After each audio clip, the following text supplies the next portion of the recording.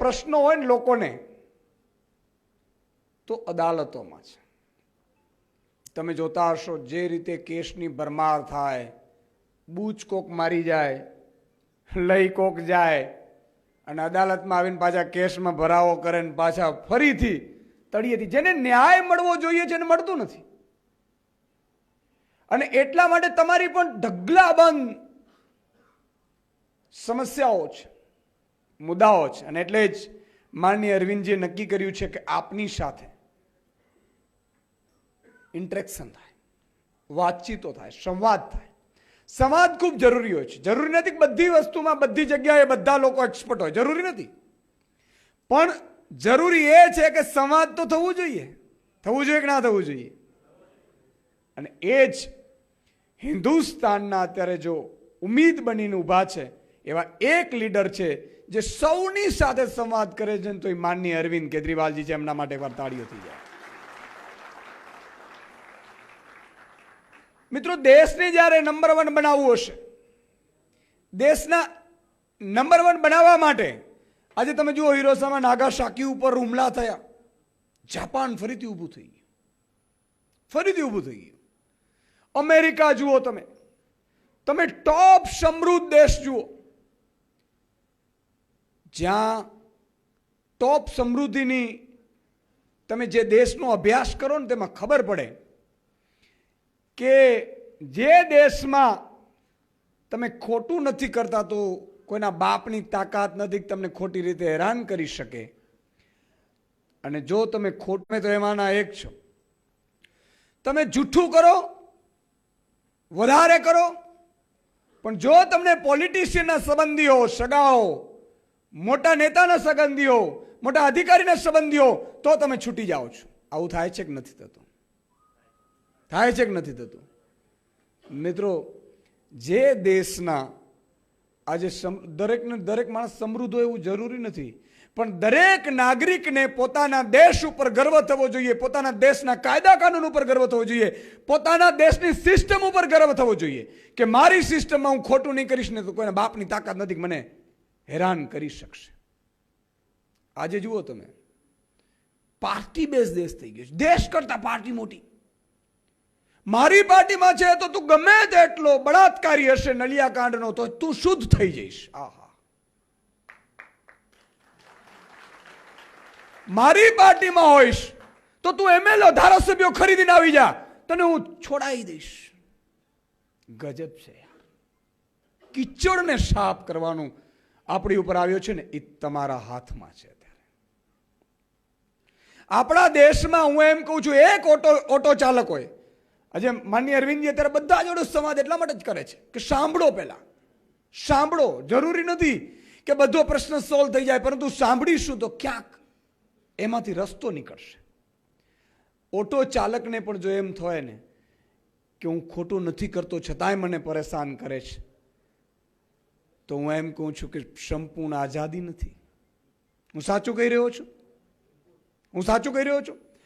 તમને વિચાર કરો, એક સ્ટુડન્ટને એમ હોય કે હું જો અવાજ સાચી રીતે ઉઠાવીશ અને કોઈ પાર્ટી વિરુદ્ધ થઈ જશે તો કદાચ મને એડમિશન નહીં મળે. આ વ્યવસ્થા સારી નથી કોઈને પણ. અને એ વ્યવસ્થા સારી કરવા માટેની જવાબદારી છે ને મિત્રો, એ તમારી ને મારી છે. તમને જે કાળો કોટ આપવામાં આવ્યો છે ને, એની કિંમત કોઈ લાખો કે કરોડોમાં આંકી ન શકે એટલી કિંમત છે, કારણ કે તમે ન્યાય અપાવો છો. એક ઈમાનદાર વકીલ જેમ કે ભાઈ કોર્ટની અંદર બેઠો હોય ને કોર્ટને કહેતો હોય કે નહીં માય લોર્ડ, આ સાચો છે ને ન્યાય મળવો જોઈએ, મળવો જોઈએ, મળવો જોઈએ, ત્યારે કોઈ નેતાના બાપની તાકાત નથી કે ન્યાય અપાતા રોકી શકે. આ વ્યવસ્થા મિત્રો, એમાં ક્યાંક કમી લાગે છે. અને કમી એટલા માટે લાગે છે કે જ્યારે કોઈ પણ નેતાને પોતાનો સ્વાર્થ થઈ જાય, પછી એ સત્તા ટકાવવાનો હોય, સત્તાને લાંબા સમય સુધી ચલાવવાનો, સત્તા રાજનીતિ સત્તા માટે છે જ નહીં. બહુ સ્પષ્ટપણે માનું છું, સત્તા માટે રાજનીતિ છે જ નહીં. જો રાજનીતિમાં સત્તા આવે તો સેવા કરવાનો એક મોકો છે ને, એટલા માટે જ રાજનીતિ છે. અહીંયા ઉલટું થઈ ગયું છે, મારું શાસન ન જવું જોઈએ, પછી હું કેટલાય કૌભાંડો કરું. તમે વિચાર કરજો, પેપરકાંડમાં તમને લાગે છે કોઈ બેરોજગાર યુવાનને ન્યાય મળ્યો હોય? લાગે છે? શું કામ નથી મળતું સાહેબ? શું કામ નથી મળતું? એ જ છે, આખી સિસ્ટમ તો એ જ છે. હું જે કહી રહ્યો છું એ પીડા કહી રહ્યો છું એકની. આજે હું એમ કહું છું કે તમારો મારો દીકરો હશે, એ પરીક્ષાની તૈયારી કરતો હશે, એને આઈએએસ બનવું હશે, આઈપીએસ બનવું હશે, તો સાહેબ મારા ને તમારા દીકરાને એમ ન થાય. મારો દીકરો કદાચ તમારો દીકરો એમ પૂછે કે પપ્પા પેપર લીક નહીં થાય એની ગેરંટી શું? ત્યારે તમારે અહીંયા ઠોકવાની જરૂર છે, સિસ્ટમમાં ગડબડ છે. અને માની લો કે થઈ જાય છે. મનીષ સિસોદિયાજી જ્યારે ચાર્જ લીધું એના બીજા જ દિવસે પરીક્ષા હતી, બીજા જ દિવસે પેપર લીક થાય છે, કારણ કે સિસ્ટમ હજી ડેવલપ નહોતી થઈ. પણ સાહેબ એના પછી 7 વર્ષ થયા, કોઈના બાપની તાકાત નથી પેપર લીકનું દિલ્હીમાં વિચારી શકે. સજા એવી હોવી જોઈએ. હું એક દાખલો તમને આપું છું. જસદણના દરબાર આલા ખુમાણનો. જસદણનો દરબાર આલા ખુમાણ નાનો બાળક છે. હજી એને નવો રાજા બને છે, અને એના મામા છે એ પ્રજાના ઉપર, રૈયત ઉપર અત્યાચાર કરે છે. અને પછી એને દરબારમાં બોલાવવામાં આવે છે. પેલા એ કહ્યું કે તમને જમીનમાં ને બહુ પરેશાન કરતા હતા એને.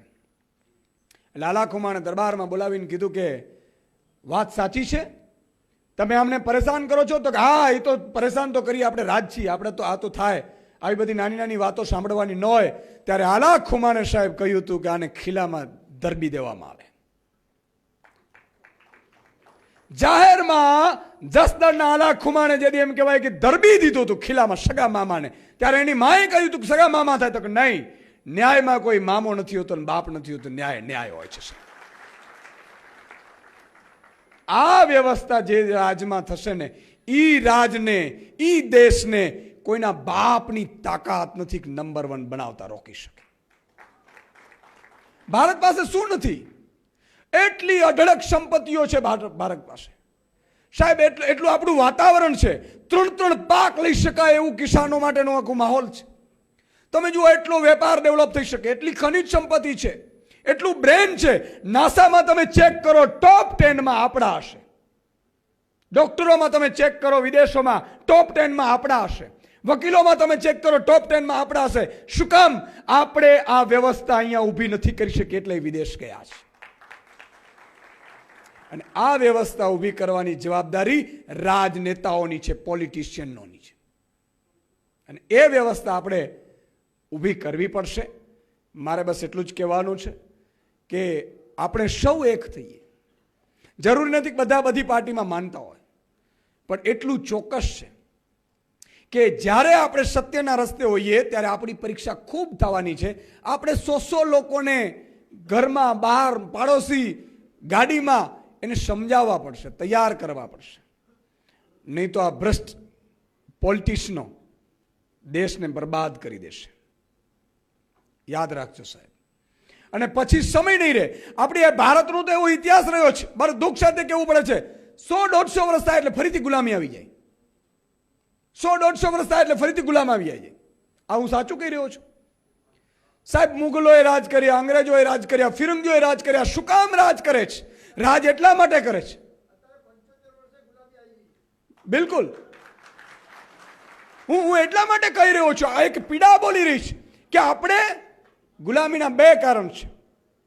એક તો સારા લોકો છે એ સિસ્ટમથી દૂર રહ્યા, અને દુર્જન લોકો છે એ સિસ્ટમમાં ઘૂસી ગયા. પહેલું કારણ એ છે. અને બીજું કારણ આપણી સ્વાર્થ નીતિ. મારે શું? અને એટલા માટે તમને એક દાખલો આપું હું છેલ્લે, કે માની લો કે એરપોર્ટ છે, કોઈ એક કંપનીને એરપોર્ટ વેચી નાખ્યો. સિમ્પલ, તમે સમજદાર છો એટલે આ દાખલો મારે અહીંયા અપાય. એક એરપોર્ટ છે, કંપનીને વેચી નાખ્યો. એ કંપનીએ એરપોર્ટ ઉપર કબજો લઈ લીધો.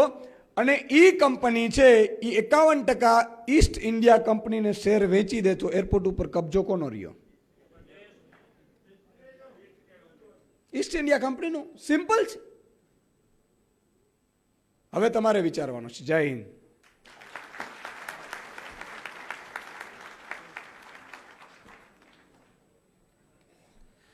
Thank you ઈશુદાનભાઈ.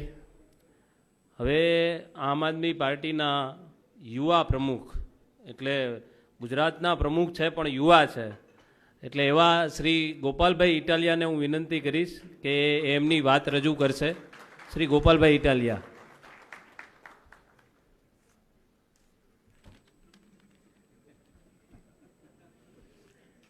મજામાં બધા? કાયદા શાસ્ત્રની ભાષામાં વકીલને વિદ્વાન કહેવાય. એટલે દરેક કોર્ટના ચુકાદામાં લખ્યું હોય કે મારા વિદ્વાન વકીલે આ દલીલ કરી, તો પ્રતિપક્ષના વિદ્વાન વકીલે આ દલીલ કરી. એટલે હું એમ સમજુ છું કે હું વિદ્વાનોની સભામાં બોલવા ઊભો થયો છું. જીવનમાં પહેલી વાર બોલું છું. એટલે વિદ્વાનો સામે જ્યારે બોલવાનું હોય ત્યારે નર્વસનેસ આવી જાય કે જેમનું કામ વ્યવસાય જ બોલવાનો છે એની સામે શું બોલવું. વાત સાચી છે. પણ બધા વિદ્વાનોને મારી વિનંતી છે કે કાંઈ ભૂલચૂક હોય તો માફ કરજો. વિદ્વાનો સામે બોલું છું, નર્વસનેસમાં બોલી રહ્યો છું. પહેલી વાર આટલા બધા લર્નેડ વ્યક્તિઓની સામે કંઈક વાત મૂકવાનું મને પ્લેટફોર્મ મળ્યું છે, અને એના માટે હું મારી આમ આદમી પાર્ટીનો માનનીય અરવિંદ કેજરીવાલજીનો આભાર માનું છું. આજે આ વકીલો સાથેનો સંવાદ કાર્યક્રમ આયોજિત થયો છે. વકીલો, એમના માટે કાયદાશાસ્ત્રમાં ઇન્ટરપ્રિટ કરેલા અલગ અલગ શબ્દો છે. એડવોકેટ છે, કાઉન્સિલ છે, લોયર છે, બધું ઘણા બધા શબ્દો છે. પણ દેશી સમજણમાં એવું કહેવાય કે આપણા વતી જે લડે એ વકીલ. આપણે જોયા કરવાનું, વકીલ લડ્યા કરે. ચુકાદો આવે તો ફાયદો આપણને થાય, વકીલનો શું બીજો કેસ આવે. એટલે વકીલોની ભૂમિકા જે છે એ બીજા વતી લડવાની ભૂમિકા છે, એમ દેશી સમજણમાં કહી શકીએ. એ આઝાદીની લડાઈ વખતથી લઈ અને આજે આ 2022 સુધીની ભૂમિકા આજે એ જ છે કે વકીલો બીજા માટે લડે છે. પણ બીજા માટે લડતા લડતા 50-75 વર્ષનો સમય નીકળી ગયો. વકીલોનું શું? બીજા માટે લડ્યા, બીજાને ન્યાય અપાયો, અધિકાર અપાયો, કોઈને સ્ટે અપાયો, કોઈને એન્ટિસિપેટરી બેલ અપાવ્યા, કોઈને રેગ્યુલર બેલ અપાવ્યા, કોઈને સજાએ અપાવી, બધાને બધું અપાયું. વકીલોને શું મળ્યું? આજે જ્યારે આપણે એ વિષય ઉપર વિચારીએ તો આપણને એમ લાગે કે આપણા અધિકારોની જેવી જોઈએ એવી વ્યાપક લેવલ ઉપર ચર્ચા નથી થઈ, અને ચર્ચા જ નથી થઈ તો એના નિરાકરણનો તો કોઈ સવાલ વધતો નથી. આજે આ ગૌરવશાળી દિવસ છે, ઐતિહાસિક દિવસ છે કે આપણે અહીંયા એક સંવાદ કરવા ભેગા થયા છીએ. આજે વાતની શરૂઆત થશે, આજે ચર્ચાની શરૂઆત થશે. આજે વકીલોનો પ્રશ્ન અને મંચ ઉપર જે અગ્રણીઓ બેઠા છે એમની વચ્ચે એક સંવાદ થશે, અને સંવાદ થાય તો એનું પરિણામ ક્યારેક તો આવે. એટલે વકીલોની જે સમસ્યાઓ છે, મને એવું લાગે છે કે આજના દિવસથી એક આશા આપણને બંધાય છે કે હવે પછી એનું સોલ્યુશન આવશે. દેશના આઝાદીના ઇતિહાસમાં વકીલ હોય એ ન્યાય અને અધિકારની વાતને સૌથી પહેલા અને સૌથી ઊંડાણપૂર્વક સમજી શકે. એક ગામડાનો નિરક્ષર માણસ હોય, નાનો માણસ હોય તો એનો અધિકાર સમજી શકે નહીં. ઘણી વખત તો અધિકાર પોતે પોતાની નરી આંખોથી વાંચી ન શકે, કેમ કે આ દેશમાં શિક્ષણ નથી મળતું.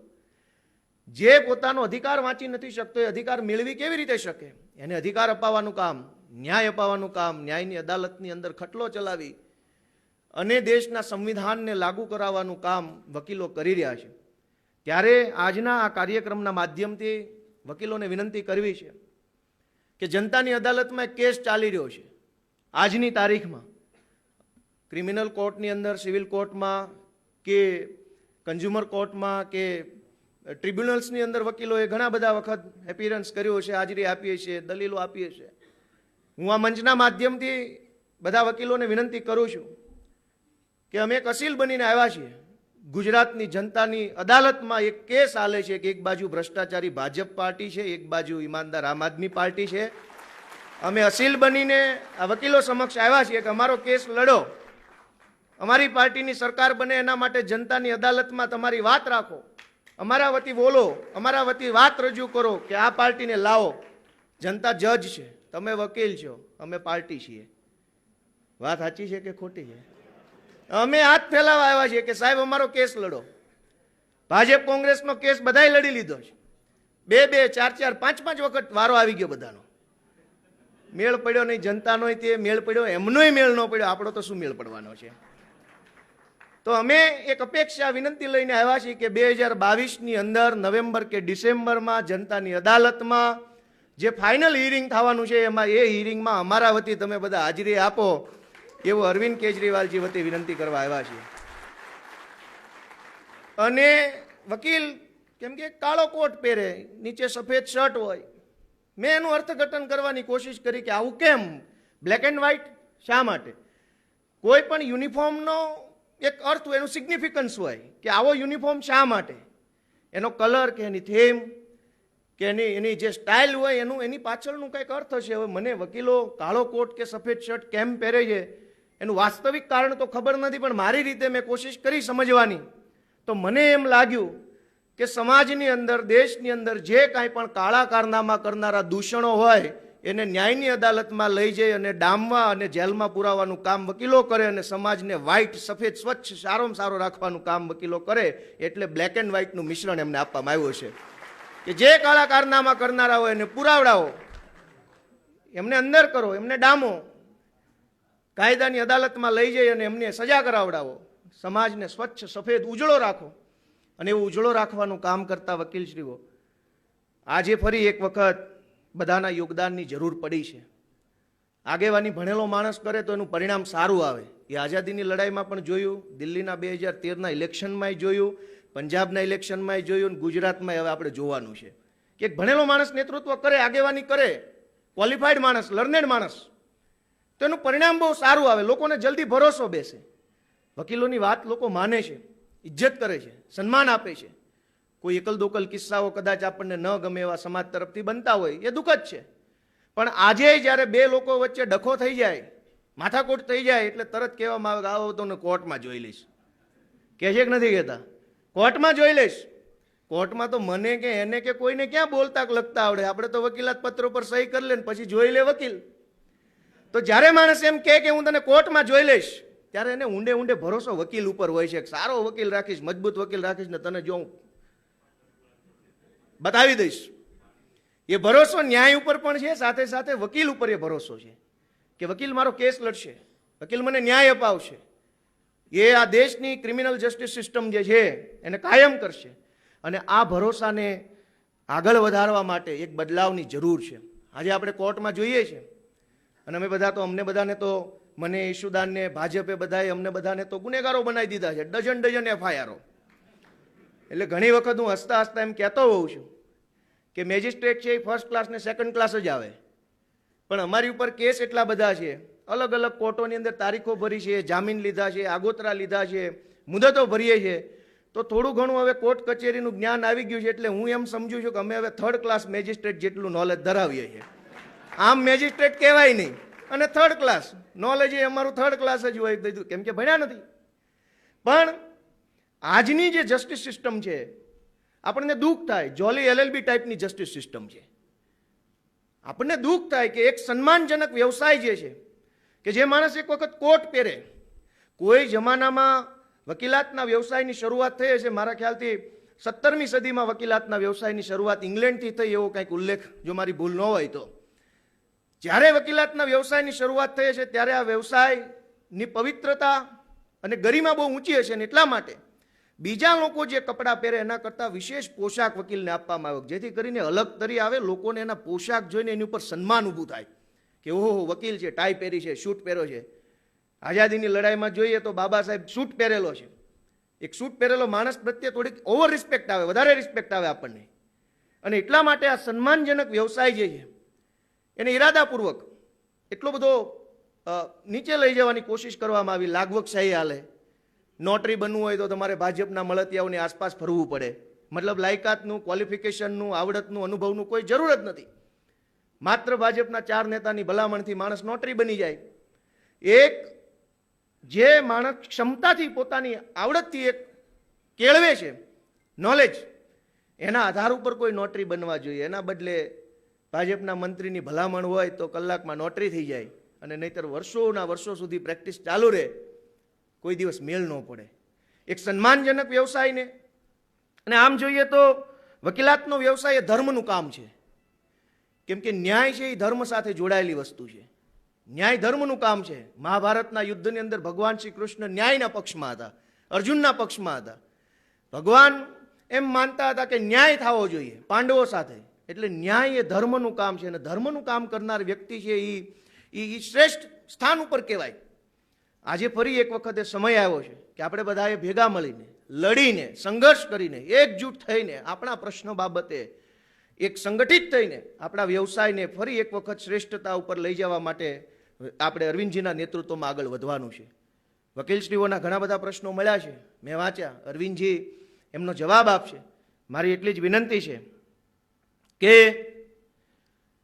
ટીવીમાં, ફિલ્મોમાં આવે છે કે તારીખ પે તારીખ કાઢતા નહીં. આ પક્ષના વકીલ, તે પક્ષના વકીલ, ભાજપ સાથે જોડાયેલા, કોંગ્રેસ સાથે જોડાયેલા બધાને વિનંતી છે, મુદત ન માગતા આ વખતે હિયરિંગ થઈ જવા દેજો. જનતાની અદાલતમાં આમ આદમી પાર્ટીની સરકાર બને એના માટે મદદ કરજો. આપ તમામ વિદ્વાન વકીલશ્રીઓનો હું ખૂબ ખૂબ આભાર માનું છું. તમારો ધન્યવાદ વ્યક્ત કરું છું કે આપ તમામનો કિંમતી સમય કાઢીને આમ આદમી પાર્ટીની, અરવિંદ કેજરીવાલજીની વાત અને વિચારો સાંભળ્યા. Thank you so much. જય ભારત.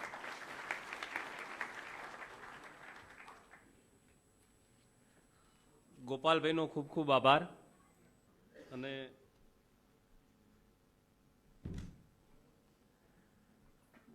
ગોપાલભાઈનો ખૂબ ખૂબ આભાર.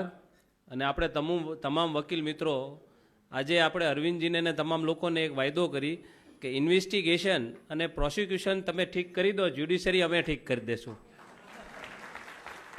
આમ આદમી પાર્ટીની સરકાર આવે છે 2022માં, ઇન્વેસ્ટિગેશન ને પ્રોસિક્યુશન ઠીક કરવાની જવાબદારી તમારી છે, જ્યુડિશિયરી જસ્ટિસ ડિલિવર કરવાની જવાબદારી અમારી છે. તો હવે આપણે આગળના જે પ્રશ્નો વકીલોના જે આવેલા છે તો એ આપણને ગોપાલભાઈ એક એક નામ બોલશે અને એ પ્રમાણે આપણે ટીમવાળા એમને માઇક આપજો અને પછી એ પોતાના પ્રશ્નો અરવિંદજી સામે રજૂ કરશે. તો તમામ માનનીય વકીલશ્રીઓમાં જેમણે પોતાના પ્રશ્નો માનનીય અરવિંદ કેજરીવાલજી સમક્ષ રજૂ કર્યા છે એ બધામાંથી પહેલા છે અરવિંદભાઈ ઠાકર છે નરોડાથી. ઠાકોર, અરવિંદભાઈ ઠાકોર નરોડાથી. हाँ माइक.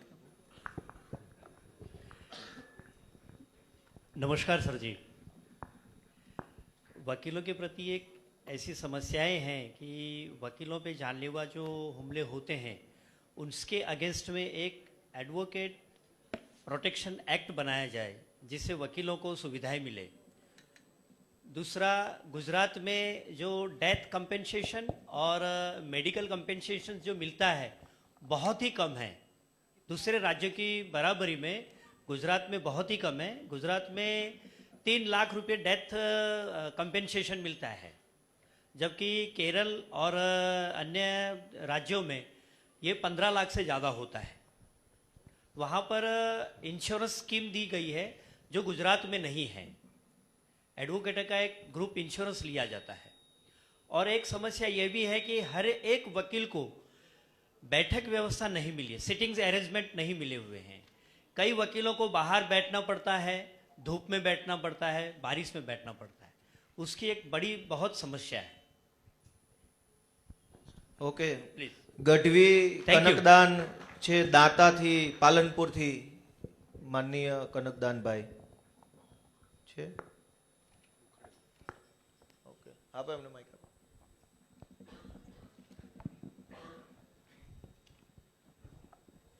હલો જી સર, નમસ્કાર. હું દાંતાથી અંબાજી સાઈડથી આવું છું.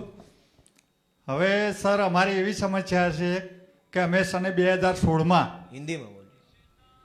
सर हम 2016 के साल में यहाँ की जीपीएससी के द्वारा हमारी एग्ज़ाम ली गई थी.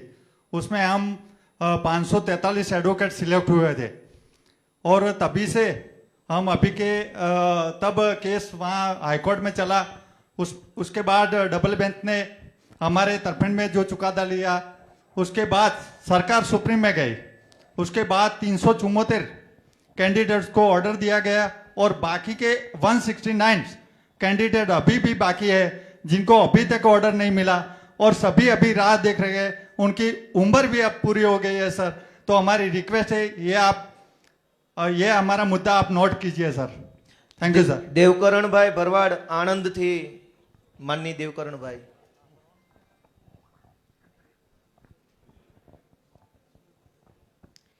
हेलो सर, नमस्कार। Myself DH Bharwad sir. हमारा एक प्रश्न है, मैंने एक उसमें लिखा हुआ है कि जुडिशियरी इंडिपेंडेंट नहीं रही है। पहले जो जुडिशियरी इंडिपेंडेंट हम बोलते थे, अभी ऐसा नहीं है। अभी निपोटिज्म बहुत बढ़ गया है, तो आप उसमें भी जरा देखिए कि जो सगे वाले हैं वही अभी सब ऊपर आ रहे हैं सर, तो वो ज़्यादा जरूरी है sir, please. Thank you. Deepakbhai Kokas 84 સુરતથી।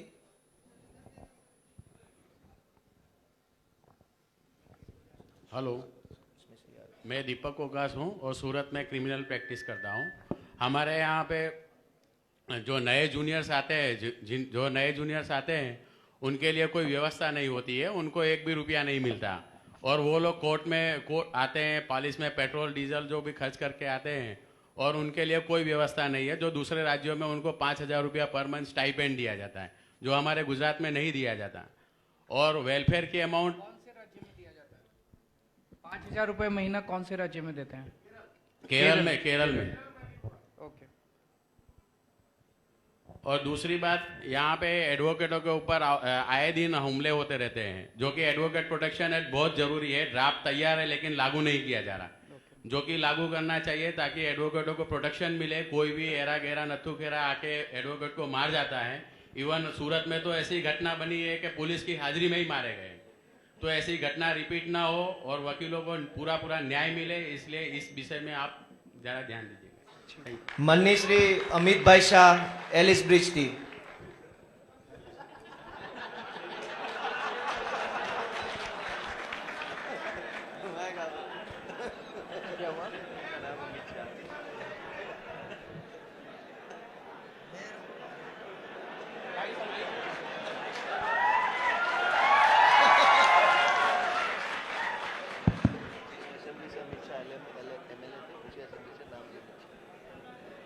मैंने ऐसे अमित शाह मैंने इसमें 2 या 3 प्रश्न लिखे हैं मेरे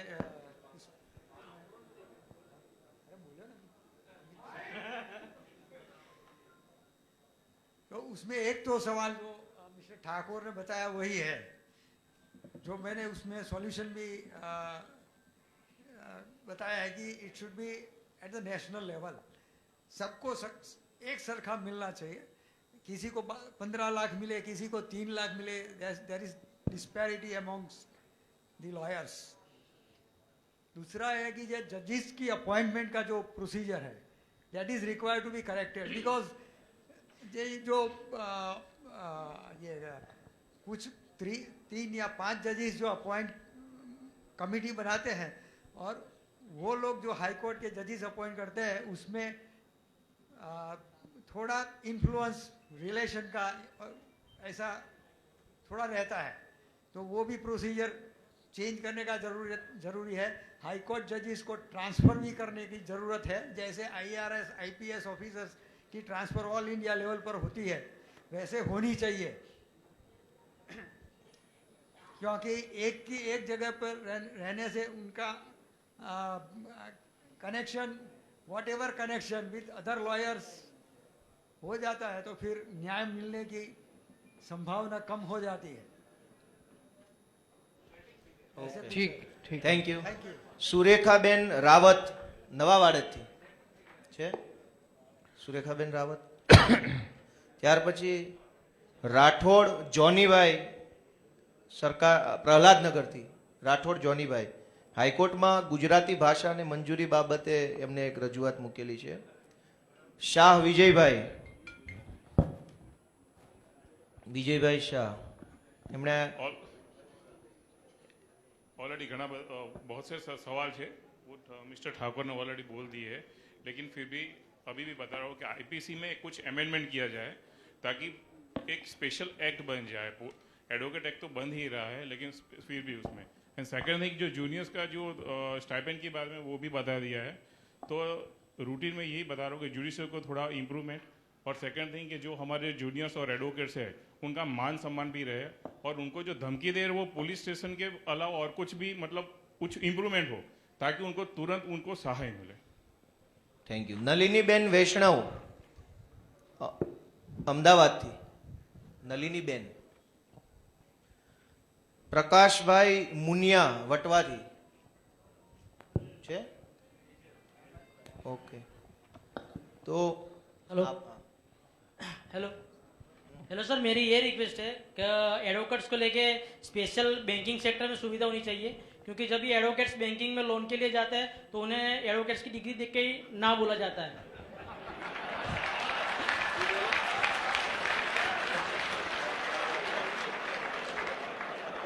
सर इसी बात को इसीलिए मैंने सोचा है कि एडवोकेट्स के लिए स्पेशल बैंकिंग सुविधा होनी चाहिए, और हो सके तो एडवोकेट्स के लिए स्पेशल बैंक भी होना चाहिए कि उसमें एडवोकेट्स अपनी रख सकते हैं.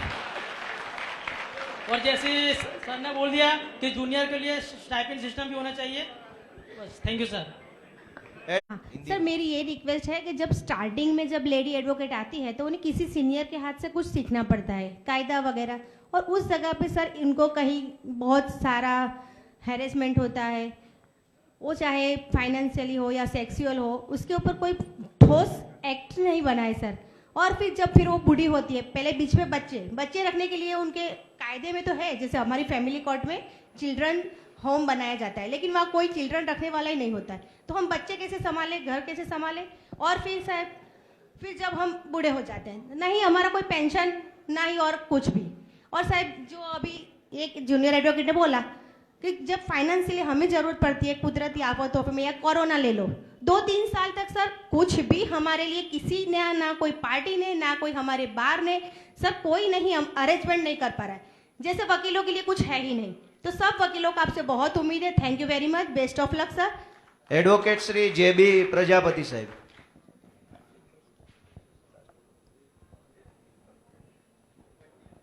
ये सभी प्रश्न हम पूछ रहे हैं कल के भविष्य के प्राइम मिनिस्टर ऑफ इंडिया से.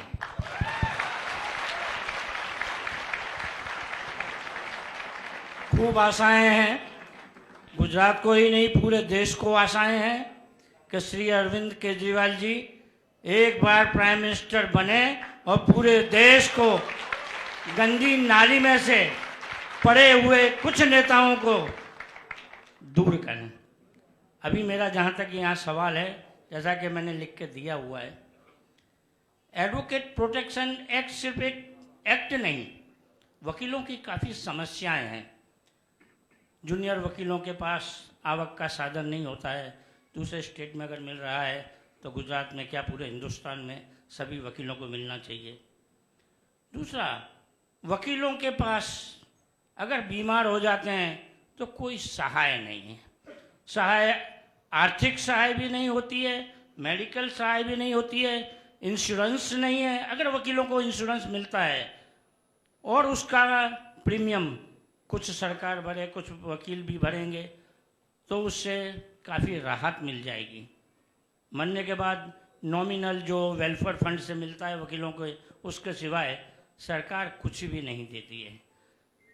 जबकि एक नेता, एक विधायक विधानसभा से निवृत्त होता है 5 साल के बाद, तो उनका पेंशन बढ़ जाता है. उसके बाद लोकसभा में जाते हैं तो लोकसभा का पेंशन और विधानसभा का पेंशन, सभी पेंशन चल रहे हैं.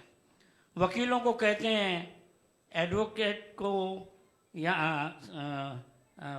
ऑफिसर ऑफ द कोर्ट माना जाता है.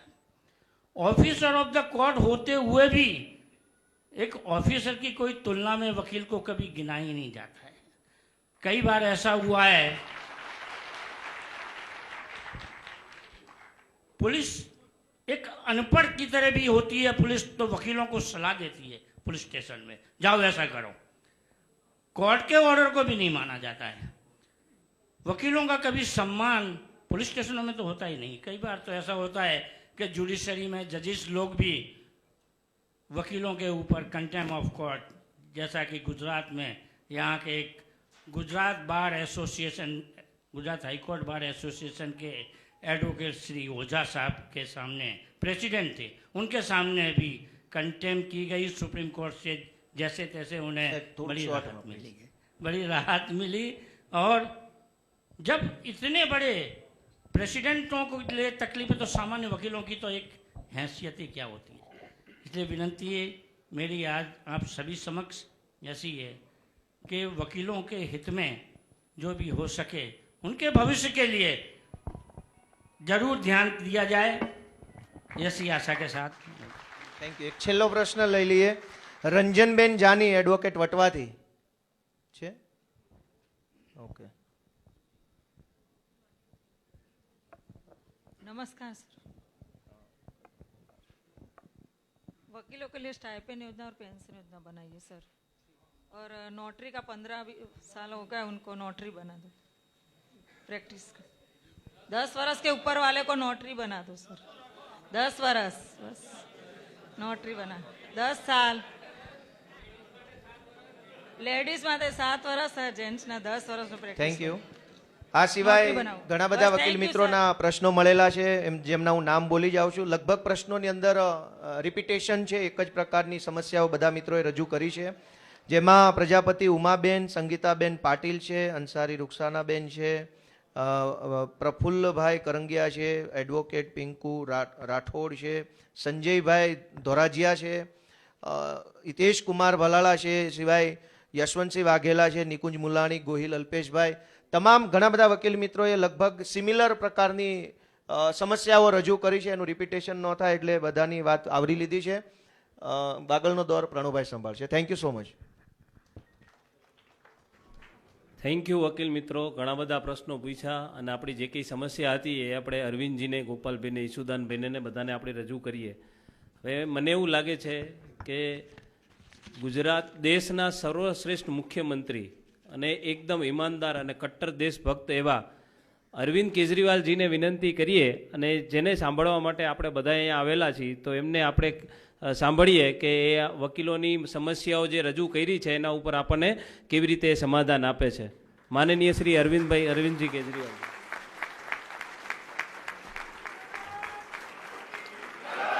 भारत माता की, भारत माता की, वंदे वंदे।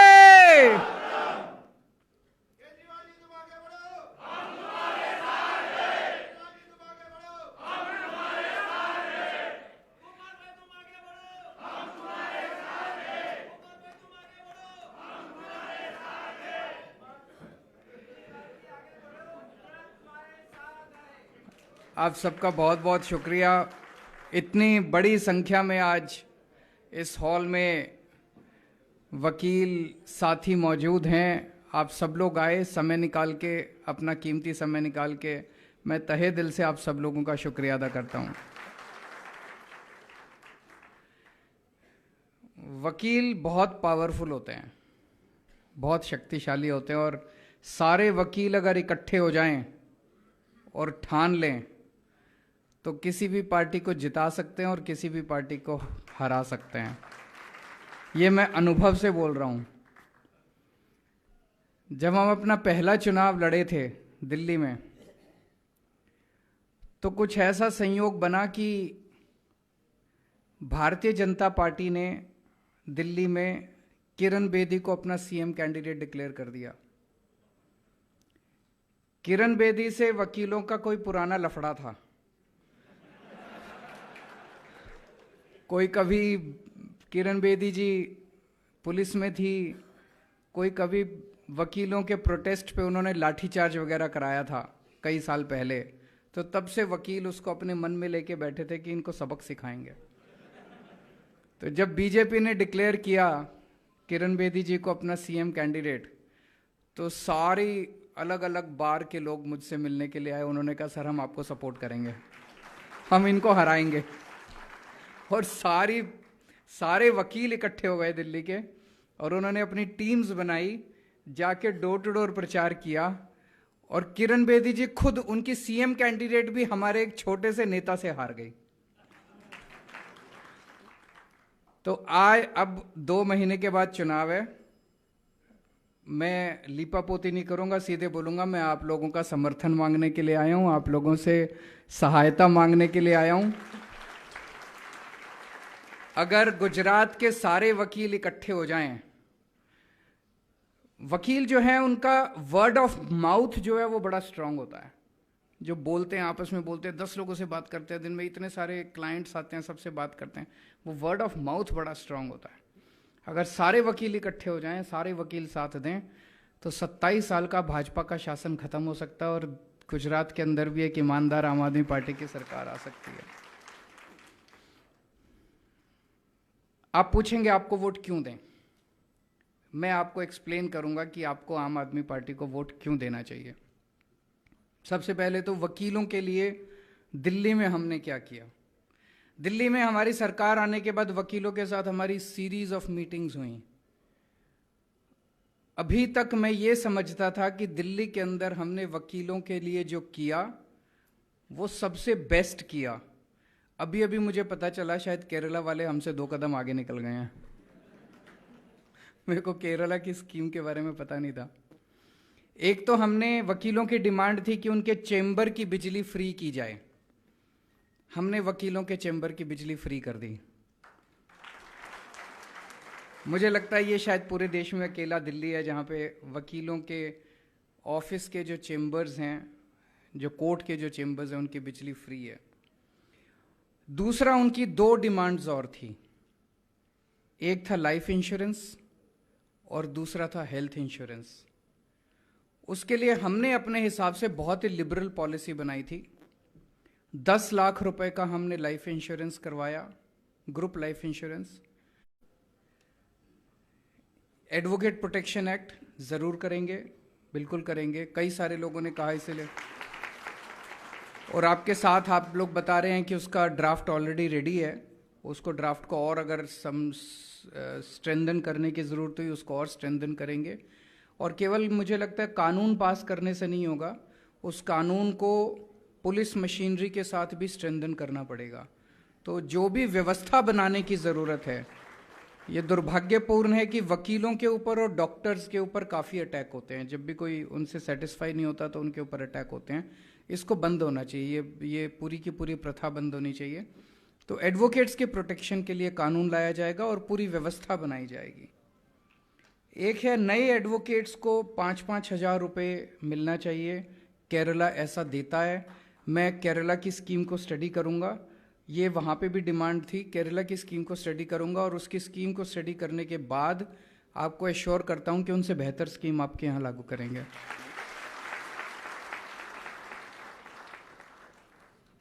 एक अरविंद ठाकुर जी ने कहा कि चेंबर्स की कमी है, चेंबर्स और बनने चाहिए, लोग बाहर बैठते हैं। ज़रूर और चेंबर्स बनाएंगे। इन चीज़ों में ज़्यादा खर्चा नहीं आता, मैंने देखा है। जैसे हेल्थ इंश्योरेंस और लाइफ इंश्योरेंस देने का टोटल खर्चा दिल्ली सरकार का 40 से 50 करोड़ रुपए साल का आता है। 40-50 करोड़ रुपए किसी भी बड़ी सरकार के लिए कोई बहुत छोटा सा अमाउंट है। इसीलिए ये जितनी आपकी डिमांड्स हैं, इन डिमांड्स के कोई इम्प्लीमेंट करने में कोई बहुत ज़्यादा खर्चा नहीं है। एक किसी ने कहा 169 एडवोकेट्स का कुछ मामला वो अटका हुआ है, आपके पक्ष में निर्णय लेंगे हम लोग। लेडीज़ अपने बच्चों को छोड़ के आती हैं, मैडम ने बोला था कि तो उनके लिए क्रैश, उनके लिए सुविधाएं होनी चाहिए। ऐसी सुविधाएं करेंगे कि आपको पसंद आएगी। ऐसा नहीं होगा कि लीपापोती करेंगे। हम जो भी करते हैं दिल से करते हैं, फिर हम इम्प्लीमेंट करते हैं। हमारी खासियत यही है कि जो करते हैं उसका इम्प्लीमेंटेशन लास्ट तक हम इम्प्लीमेंटेशन को देखते हैं। एक डिमांड है सबकी कि 10 साल पूरे होने पे ऑटोमेटिक नोटरी का वो मिलना चाहिए। ज़रूर करेंगे, बिल्कुल करेंगे।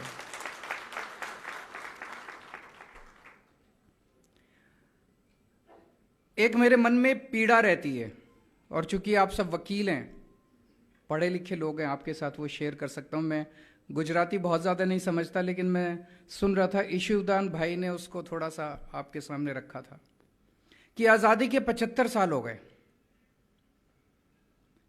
75 साल किसी भी देश के इतिहास में कोई बहुत लंबा पीरियड नहीं होता, लेकिन कोई बहुत छोटा पीरियड भी नहीं होता। इन 75 सालों में कई देश हमसे आगे निकल गए। हम पीछे क्यों रह गए? हमारे में क्या कमी है? इंडियंस में क्या कमी है? मैं हमेशा कहता हूं कि जब भगवान ने सृष्टि बनाई, इंसान को बनाया, तो सबसे इंटेलिजेंट और सबसे मेहनती लोग उसने भारत में बनाए। इंडियन सबसे इंटेलिजेंट हैं। आप पूरी दुनिया में कहीं उठा के देख लो, ये कंपनी वो कंपनी, मल्टीनेशनल कंपनीज जितनी हैं, ऊपर नंबर 1, 2, 3 कहीं ना कहीं आपको एक इंडियन बैठा हुआ मिलेगा। हमारे देश के अंदर सिस्टम इतना खराब है कि हमारे देश में आते हैं तो सब गड़बड़ हो जाता है। हम पीछे क्यों रह गए? भगवान ने इंडिया को देने में कोई कसर नहीं छोड़ी। जब भगवान ने पृथ्वी बनाई तो सबसे खूबसूरत जगह भारत को बनाया। सोने की चिड़िया, पहाड़ दिए, नदियां दी, जड़ी बूटियां दी, सारी फसलें दी, सारे मिनरल ओर्स दिए, समुद्र दिया। क्या कसर छोड़ी भगवान ने? कोई कसर नहीं छोड़ी। फिर हम पीछे क्यों रह गए? हमारे बाद कई देश हमारे बाद आजाद हुए, वो हमसे, सिंगापुर 15 साल बाद आजाद हुआ, वो हमसे आगे निकल गया। जापान सेकेंड वर्ल्ड वॉर में तहस नहस हो गया था, वो हमसे आगे निकल गया। जर्मनी सेकेंड वर्ल्ड वॉर में हमसे तहस नहस हो गया था, वो हमसे आगे। हम पीछे क्यों रह गए? हमारे में क्या कमी है? मुझे यह लगता है कि एक चीज ऐसी है, बहुत कुछ करने की जरूरत है। एक चीज ऐसी है जिसे अगर हम वॉर फुटिंग के ऊपर करें, मिशन मोड में करें, तो भारत को बहुत जल्दी गरीबी से बाहर निकाला जा सकता है। भारत एक अमीर देश बन सकता है, डेवलप्ड कंट्री बन सकता है, और वो है शिक्षा। ये मैं अपने अनुभव से कह रहा हूं, या भाषण के बेसिस पे नहीं कह रहा। आज जब मैं कहता हूं कि मैं अच्छी शिक्षा दूंगा, फ्री में शिक्षा दूंगा, तो मेरा मजाक उड़ाते हैं, कहते हैं केजरीवाल फ्री की रेवड़ी बांट रहा है। अच्छी शिक्षा और फ्री शिक्षा देना फ्री की रेवड़ी नहीं है। अच्छी शिक्षा देना और फ्री शिक्षा देना राष्ट्र निर्माण का सबसे बड़ा काम है। दिल्ली के अंदर जब हमारी सरकार बनी थी, दिल्ली में सरकारी स्कूलों का बहुत बुरा हाल था। 18 लाख बच्चे पढ़ते हैं दिल्ली में सरकारी स्कूलों के अंदर। कोई भविष्य नहीं था इनका। दीवारें टूटी पड़ी थी, छत टूटी पड़ी थी, डेस्क थे नहीं, जमीन पे बैठते थे, रिजल्ट सारे फेल होते थे बच्चे। आज उन्हीं सरकारी स्कूलों को हमने शानदार बना दिया। प्राइवेट स्कूलों से भी ज्यादा अच्छे हो गए हैं सरकारी स्कूल। पिछले साल 4 लाख बच्चों ने अपने नाम प्राइवेट स्कूल से कटा के सरकारी स्कूल में भर्ती हुए हैं। ये चमत्कार से कम नहीं है। मैं एक क्लास में गया, मैंने क्लास में बच्चों से पूछा कि आप में से कौन कौन प्राइवेट स्कूल से नाम कटा के आया है? तो कुछ बच्चे खड़े हुए। फिर मैंने एक बच्चे से पूछा कौन से स्कूल से नाम कटा के आए हो? उसने कहा saint Columbus. Saint Columbus Delhi का सबसे बढ़िया प्राइवेट स्कूल माना जाता है। लोग उसमें एडमिशन कराने के लिए लंबी लंबी लाइनें होती है वहां पे। सेंट कोलंबस का बहुत बड़ा नाम है दिल्ली के अंदर। सेंट कोलंबस से लोग अपना नाम कटा के दिल्ली के सरकारी स्कूल के अंदर अगर भर्ती करा रहे हैं, इससे बड़ा सर्टिफिकेट और क्या मिलेगा? पिछले साल दिल्ली के हमारे सरकारी स्कूलों के नतीजे 99.7% बोर्ड के पेपर में नतीजे आए हैं। अब हमारे जो बच्चे निकल रहे हैं, किसी का एडमिशन की इस आईआईटी में हो रहा है, किसी का इंजीनियरिंग में हो रहा है, किसी का मेडिकल में हो रहा है। एक रिक्शे वाले का बच्चा है, वो आईआईटी के अंदर कंप्यूटर साइंस पढ़ने जा रहा है। एक प्लम्बर का बेटा है, वो आईआईटी के अंदर केमिकल इंजीनियरिंग पढ़ने जा रहा है। इस साल 450 बच्चों का आईआईटी के अंदर एडमिशन हुआ है। आईआईटी के अंदर एडमिशन आसान थोड़ी होता है। 450 के करीब, 425 से 450 बच्चों का नीट के अंदर एडमिशन हुआ है, मेडिकल के अंदर एडमिशन हुआ है। आप सोच के देखो, वो रिक्शा वाला मुश्किल से 10 से 15 हजार रुपये महीना कमाता होगा। उसके बेटे का आईआईटी में एडमिशन हो गया। बेटा जब निकलेगा उसकी 3-4 लाख रुपए महीने की स्टार्टिंग सैलरी होगी आईआईटी के बाद। उस एक परिवार की तो गरीबी दूर हो गई। अगर हम अपने सारे बच्चों को अच्छी शिक्षा दे दी तो सोच के देखो कि सबकी गरीबी दूर हो सकती है। एक पीढ़ी के, इन 1 generation, in next 5 to 10 years हम गरीबी दूर कर सकते हैं। हमारे देश में 18 करोड़ बच्चे सरकारी स्कूलों में पढ़ते हैं। टोटल पूरे देश में 18 करोड़ बच्चे सरकारी स्कूलों में पढ़ते हैं। आज एक ट्रेंड चल पड़ा है पूरे देश के अंदर जो बड़ा खतरनाक ट्रेंड है। एक के बाद एक सरकारें जो हैं सरकारी स्कूल बंद करती जा रही हैं, सरकारी स्कूल बंद करती जा रही हैं। आपने अगर सरकारी स्कूल बंद कर दिए, एक गरीब आदमी अपने बच्चों को कहां भेजेगा? उसके पास तो पैसे नहीं है, वो अगर प्राइवेट स्कूल में भेज नहीं सकता। ये 18 करोड़ बच्चे जिन स्कूलों में पढ़ते हैं आज, उनकी भी कबाड़ खाने से अच्छी हालत नहीं है, फिर भी भेजते हैं, मजबूरी में भेजते हैं। वो भी अगर आप बंद कर दोगे, 18 करोड़ बच्चे अनपढ़ रह जाएंगे हमारे देश के अंदर। कहां का विश्व गुरु, कहां का नंबर 1? हमारा देश शक्तिशाली बनेगा, सर्वश्रेष्ठ बनेगा, विश्व गुरु बनेगा, नंबर 1 बनेगा जब हम अपने हर बच्चे को अच्छी से अच्छी शिक्षा देंगे, तभी हमारा देश आगे बढ़ सकता है। और दिल्ली में 5 साल में अगर हो सकता है, मुझे लगता है पूरे देश में भी 5 साल के अंदर हो सकता है। ये कोई बड़ी बात नहीं है। अगर हम सारे लग जाएं, सारी सरकारें मिलकर लग जाएं तो हो सकता है। दिल्ली के अंदर किया, पंजाब के अंदर शुरू कर दिया हम लोगों ने। 100 स्कूल तैयार हो जाएंगे अगले 5-7 महीने, और उसके बाद उसको मॉडल बना के सारे स्कूलों को ठीक करेंगे। अगर आप हमें एक मौका दोगे तो गुजरात के भी सारे स्कूल शानदार बना देंगे।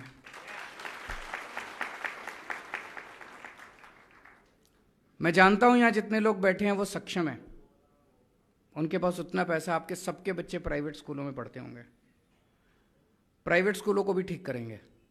उन्होंने भी गुंडागर्दी मचा रखी है दिल्ली में, उनको फीस नहीं बढ़ाने दी हमने। अभी आ रहा हूं मैं, उसी पे आ रहा हूं। प्राइवेट स्कूलों ने भी गुंडागर्दी मचा रखी है दिल्ली में। बड़ा इंटरेस्टिंग हुआ, हमने प्राइवेट स्कूलों का आते ही हमारी सरकार ने सारे प्राइवेट स्कूलों का ऑडिट करवाया, फाइनेंशियल ऑडिट। प्राइवेट स्कूलों की कानून है, प्राइवेट स्कूल एक तरह से ट्रस्ट होता है। Private school can not earn profit and they can not save money. आपसे जो फीस लेते हैं वो फीस बच्चे की पढ़ाई पे खर्च होनी चाहिए, वो उसको सेव नहीं कर सकते।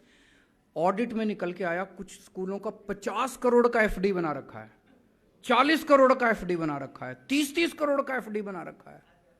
और यहां ज्यादा होगा, यहां तो 27 साल की सरकार है। 30-30, 40-40, और वो सबसे नामी स्कूल दिल्ली के, सबसे बड़े स्कूल, उनके एफडी तुड़वा के हमने बच्चों की फीस वापस कराई, लोगों के बैंक अकाउंट में पैसे। भारत के इतिहास में पहली बार हुआ होगा कि स्कूलों ने फीस वापस की। स्कूल तो फीस लेते हैं, स्कूलों ने फीस वापस की। और उसके बाद हमने कानून बना दिया कि सरकार की मर्जी के बिना कोई स्कूल फीस नहीं बढ़ाएगा। 2-4 को छोड़ के 7 साल से किसी की फीस नहीं बढ़ी अभी तक दिल्ली के प्राइवेट स्कूलों में। तो पहली चीज तो ये, प्राइवेट स्कूलों को डिसिप्लिन करेंगे, ठीक करेंगे, किसी को नाजायज फीस नहीं बढ़ाने देंगे, सबका ऑडिट कराएंगे।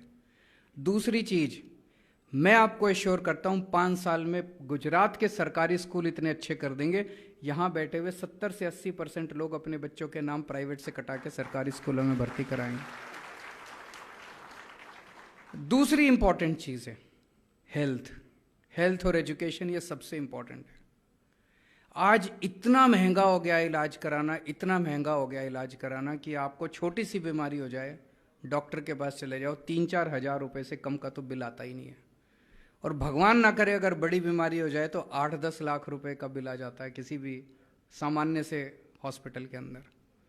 आदमी तो लुट जाता है, तनख्वाह है नहीं, तनख्वाह बढ़ नहीं रही है। दिल्ली में हमने सबका इलाज, चाहे गरीब हो चाहे अमीर हो, 2 करोड़ लोग दिल्ली में रहते हैं, सबका इलाज हमने, सारा इलाज मुफ्त कर दिया। कितना भी खर्चा है, अगर आपको छोटा सा बुखार है, मोहल्ला क्लिनिक बना दिए गली गली के अंदर। आप मोहल्ला क्लिनिक में जाइए, डॉक्टर फ्री, टेस्ट फ्री, इलाज फ्री, और शानदार मोहल्ला क्लिनिक है। ऐसा मोहल्ला क्लिनिक तो एक तरह से सरकारी डिस्पेंसरी हुई। लेकिन ग्रेटर कैलाश जो दिल्ली की सबसे पॉश कॉलोनी है, वहां पे 2 मोहल्ला क्लिनिक है। एक बार मैं सड़क से गुजर रहा था, सड़क से गुजरते हुए अगर मुख्यमंत्री कह के जाए ना कि आज मैं देखने आऊंगा, तो सब कुछ ठीक हो जाता है, फिर उस विजिट का कोई फायदा नहीं है।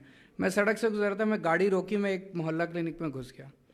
वहां पे इतने संभ्रांत और इतने अमीर घरों की महिलाएं उस मोहल्ला क्लिनिक में इलाज कराने आई हुई थी। मैंने उनसे पूछा, उन्होंने कहा जी डॉक्टर बड़ा अच्छा है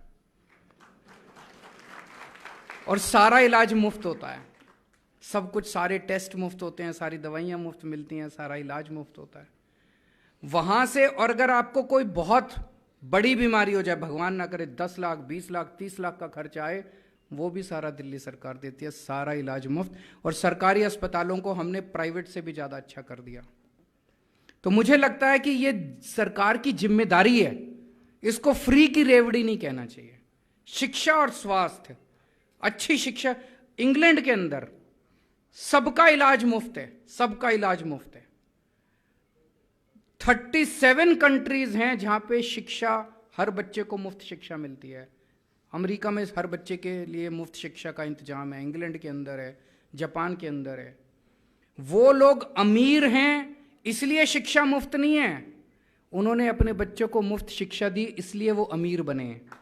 हम भी अगर अपने बच्चों को अच्छी शिक्षा देंगे तो अमीर बनेंगे। ऐसे ही ढेरों देश ऐसे हैं जो अपने सारे नागरिकों को फ्री स्वास्थ्य सेवाएं देते हैं। दिल्ली में दी, गुजरात के भी 6.5 करोड़ लोगों के लिए हम मुफ्त स्वास्थ्य सेवाओं का इंतजाम करेंगे। आपके लिए सरकारी अस्पताल, गांव-गांव के अंदर मोहल्ला क्लिनिक, शहर शहर के अंदर, कॉलोनी कॉलोनी के अंदर मोहल्ला क्लिनिक बनाएंगे। आप कहेंगे पैसा कहाँ से आएगा? पैसे की कमी नहीं है। ये जो हवा बनाते हैं ना, हवा बनाते हैं, लोन लेते हैं, घाटा हो गया, फलाना हो गया, ढिमका हो गया, पैसे नहीं है सरकार के, बहुत पैसे हैं। इनको अपने लिए हवाई जहाज खरीदना हो तो पैसे हैं, इनको अपने लिए बंगला बनाना हो तो पैसे हैं, गाड़ी बड़ी लेनी हो तो पैसे हैं, जनता कुछ भी मांग ले तो पैसे नहीं है। हैं जी?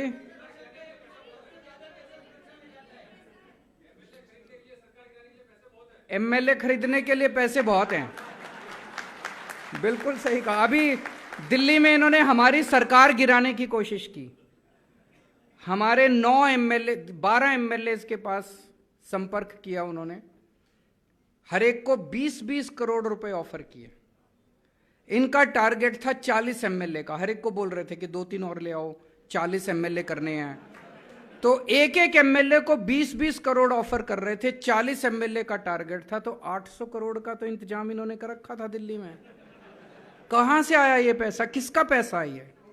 आप ही का तो पैसा है। तो जब आप कहते हो कि हमें सुविधाएं चाहिए तो कहते हैं पैसा नहीं है। हम एमएलए नहीं खरीदते, ये हमारे धंधा नहीं है, उनका ही धंधा है।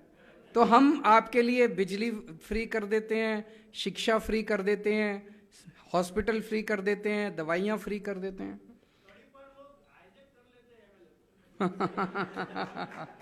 तो भ्रष्टाचार खत्म करेंगे। भ्रष्टाचार खत्म करने से इतना पैसा बचेगा, इतना पैसा बचेगा। और भ्रष्टाचार, आज एक ही पार्टी है पूरे देश के अंदर जो कट्टर ईमानदार पार्टी है। अभी आप लोगों ने सुना होगा पंजाब के अंदर हमारा अपना एक मिनिस्टर, उसकी रिकॉर्डिंग निकल के आई कि वो किसी से पैसे मांग रहा था। भगवंत मान ने आप देखा ना ताव, उसने उसको सीधे जेल भेज दिया, हमारे अपने मिनिस्टर को। ये कभी अपने वालों पे कोई एक्शन नहीं लेते, दूसरे वालों पे सीबीआई ईडी कराते हैं। हमने पहले अपने वाले को भेजा कि हम भ्रष्टाचार बर्दाश्त नहीं करते, हमारा भी कोई भ्रष्टाचार करेगा तो उसको जेल भेजेंगे। आज दिल्ली के अंदर और पंजाब के अंदर किसी भी सरकारी दफ्तर के अंदर कोई भी काम बिना पैसे के होता है। आपको चाहे लाइसेंस बनवाना है, आपको चाहे राशन कार्ड बनवाना है, आपको बिजली का कनेक्शन लेना है, आपको पानी का कनेक्शन लेना है, आपको पेंशन लगवानी है, कोई भी काम कराना है, आपको कोई किसी को रिश्वत देने की जरूरत नहीं है, बिना पैसे के काम होता है। तो भ्रष्टाचार मुक्त शासन देंगे, बहुत पैसा बचेगा। अभी 3.5 लाख करोड़ का कर्जा है गुजरात के अंदर। 5 साल दे दो, इन 5 साल में, पहले दिल्ली पे भी बहुत कर्जा था। आज पिछले साल की सीएजी की रिपोर्ट आई है, उस रिपोर्ट में लिखा है कि दिल्ली पे अब एक भी पैसे का कर्जा नहीं है और दिल्ली का बजट नफे में आ रहा है, पॉजिटिव बजट आ रहा है। ये फायदा है पढ़ा लिखा आईआईटी के इंजीनियर को सीएम बनाने का।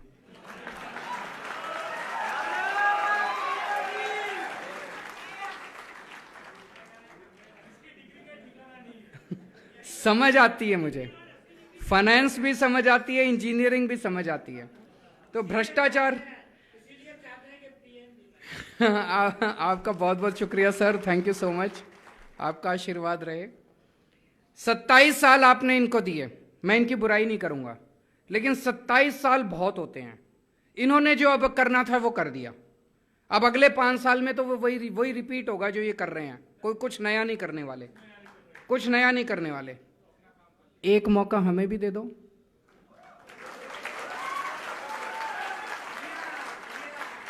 एक मौका दे के देख लो।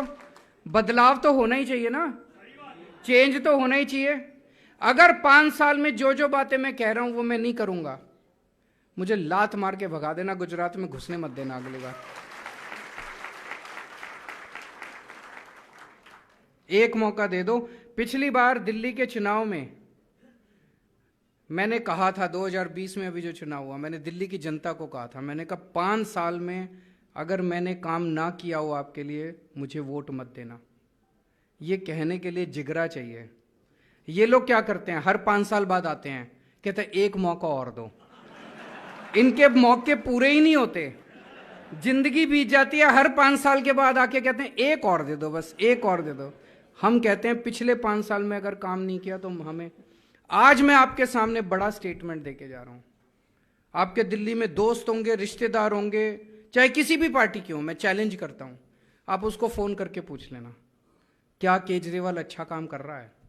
अगर वो कहे नहीं कर रहा, मुझे वोट मत देना गुजरात में। दिल्ली की जनता खुश है हमसे, दिल्ली की जनता प्यार करती है हमसे।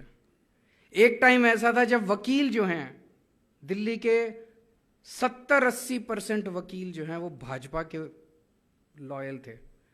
आज दिल्ली के 70-80% वकील